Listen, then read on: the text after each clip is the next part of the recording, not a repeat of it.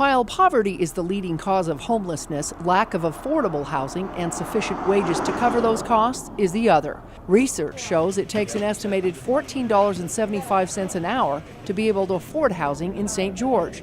The problem is, most service-oriented jobs don't pay that hourly amount. A caseworker at the local homeless shelter said this is where creativity comes into play. Food stamps is a step out of poverty, not a step into poverty, because you can save money if you use that.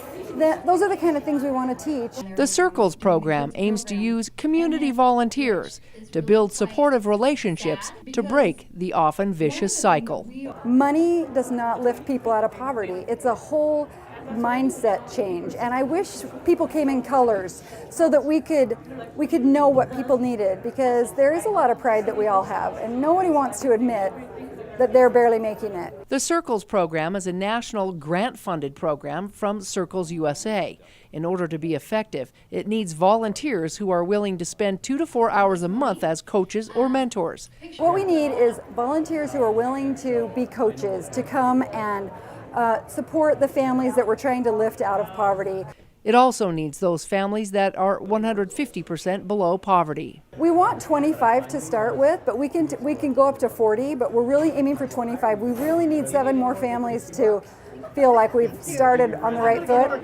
If the family's on Medicaid, they qualify for the program. While the homeless numbers in St. George hover around 80 people a night at Switch Point, those numbers are increasingly going up. And not all people who are truly homeless are counted.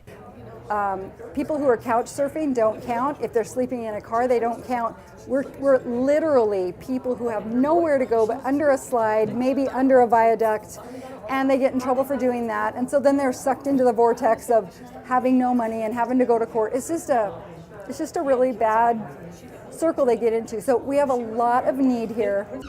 Wiltbank said that volunteers can give the recipients a sense of hope so they can move forward on their own. This is a place to live. They have access to their rooms, to their food, and we want to teach them how to live well, not just how to survive.